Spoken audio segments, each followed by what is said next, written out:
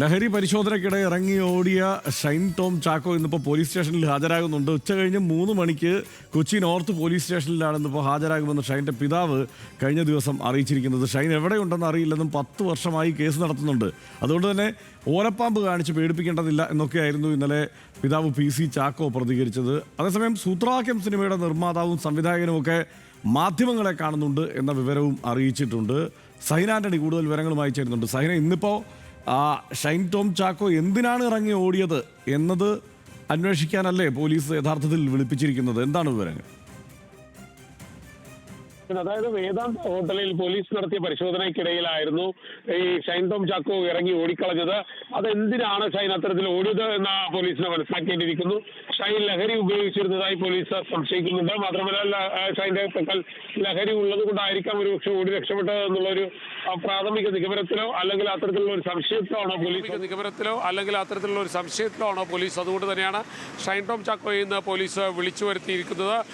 ഉച്ചയ്ക്ക് 3 മണിയോടുകൂടി Shine Ernakulam north police സ്റ്റേഷനിൽ ഹാജരാകുമെന്നാണ് മനസ്സിലാക്കാൻ കഴിയുന്നത്. പക്ഷേ അത് കൃത്യമായ സമയമല്ല.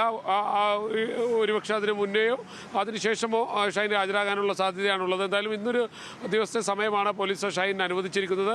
അതേസമയം തന്നെ ഷൈൻ പോലീസിന് മുന്നിൽ ഹാജരാകുമ്പോൾ വിനിഷി അലോഷ്യസിൻ്റെ പരാതിയുമായി ബന്ധപ്പെട്ടുകൊണ്ട് പോലീസ് പ്രാഥമികമായി ആ കാര്യങ്ങൾ പരിശോധിക്കാനും സാധ്യതയുണ്ട്. എന്നാൽ അത് സംബന്ധിച്ചൊരു പരാതി ഇതുവരെ പോലീസിന് ലഭിച്ചിട്ടില്ല. അതുകൊണ്ട് തന്നെ ഔദ്യോഗികമായി അത്തരം കാര്യങ്ങളിലൊക്കെ പോലീസ് കടക്കുമെന്ന് പറയാൻ കഴിയുകയുമില്ല.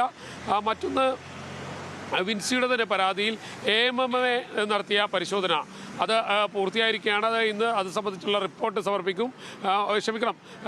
ഷൈൻ്റെ മൊഴി തിങ്കളാഴ്ച അത് സംബന്ധിച്ചെടുക്കും. ബാക്കി ശേഷിക്കുന്ന ആളുകളുടെ എല്ലാവരും തന്നെ മൊഴി പോലീസ് ഈ പറയുന്ന കമ്മിറ്റി അംഗങ്ങൾ ഹോട്ടലിൽ ജീവനക്കാരെ കൂടുതൽ വിശദമായി അവരെ ചോദ്യം ചെയ്തിരുന്നു പോലീസ്. എന്തിനാണ് ഇറങ്ങി ഓടിയത്? ഇനിയിപ്പം പോലീസ് വരുന്നത് വിവരം ഷൈൻ ടോം ചാക്കോയെ ഇവർ നേരത്തെ അറിയിച്ചിട്ടുണ്ടോ?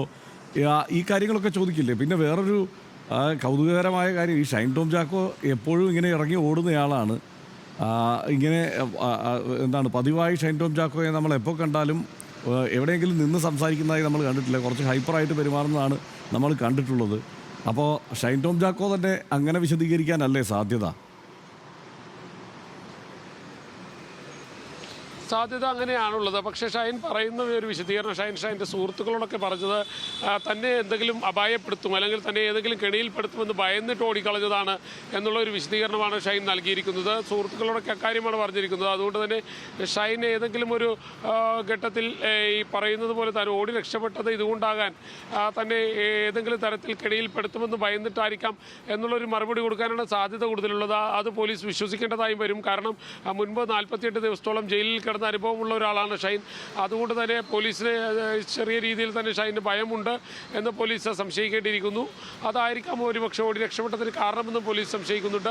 അതോടൊപ്പം തന്നെ ഷൈൻ ഏതെങ്കിലും തരത്തിലുള്ള ലഹരി ഉപയോഗിച്ചിരുന്നു എന്നുള്ളൊരു സംശയം പോലീസിന് നിൽക്കുന്നുണ്ട്. ഹർഷൻ, ഇതിനിടെ രക്തപരിശോധനയൊക്കെ നടത്തിയാൽ ഏതെങ്കിലും തരത്തിലുള്ള ലഹരി ഉപയോഗിച്ചിട്ടുണ്ടെങ്കിൽ അത് കണ്ടെത്താനൊക്കെ പറ്റുമല്ലോ. അതിന് ഈ ഇദ്ദേഹത്തിൻ്റെ ഷൈൻ്റെ സമ്മതം കൂടി വേണം എന്നുള്ള ഒരു സാഹചര്യമുണ്ട്. അത് വേണമെങ്കിൽ ഷൈൻ അതിന് സമ്മതിക്കുമോ? ഇത്തരം കാര്യങ്ങളൊക്കെ എങ്ങനെയാണ് എന്നതുകൂടി ഇന്നിപ്പോൾ അറിയാൻ കഴിയുമല്ലേ? ഹർഷൻ, അങ്ങനെ പെട്ടെന്ന് പോലീസിന് രക്തപരിശോധന നടത്താൻ കഴിയുകയില്ല. കാരണം ഷൈൻ ടോം ചാക്കോവിൻ്റെ അനുമതി ഇല്ലാതെ പോലീസിൻ്റെ രക്തപരിശോധന നടത്താൻ കഴിയുകയില്ല. മാത്രമല്ല അയാൾ അനുമതി കൊടുക്കാനുള്ള സാധ്യതയും നന്നേ കുറവാണ്. പ്രത്യേകിച്ചും ഷൈനെ സംബന്ധിച്ചിടത്തോളം നമ്മൾക്കറിയാം ഇത്തിരി ഹൈപ്പറായിട്ടൊക്കെ പ്രവർത്തിക്കുന്ന ഒരാളാണ്. പലതരത്തിലുള്ള ആക്ഷേപങ്ങളും ആരോപണങ്ങളും നിലനിൽക്കുന്ന ഒരു സാഹചര്യം കൂടിയുണ്ട്. അതുകൊണ്ട് തന്നെ ഇത്തരത്തിൽ എന്തെങ്കിലും ഉണ്ടെങ്കിൽ ഷൈൻ ഈ രക്തപരിശോധനയ്ക്ക് വിധേയമാകുമെന്ന് നമ്മൾക്ക് ഈ ഘട്ടത്തിൽ കരുതാൻ കഴിയുകയില്ല. അങ്ങനെ ഒരു പരിശോധനയ്ക്കും വിധേയനാകാനുള്ള സാധ്യത നന്നേ കുറവാണ്. മാത്രമല്ല പോലീസിനെ അത് സംബന്ധിച്ച് ഷൈനെ നിർബന്ധിക്കാനും കഴിയില്ല. ഷൈനോട് ആവശ്യപ്പെടാമെന്നുള്ള അല്ലാതെ പോലീസിന് നിർബന്ധിക്കാൻ കഴിയില്ല. അങ്ങനെ അത്യാവശ്യമാണെങ്കിൽ പോലീസിന് കോടതിയെ സമീപിച്ച് അതിനുള്ള ഉത്തരവ് നേടേണ്ടതായി വരും. ഹർഷൻ.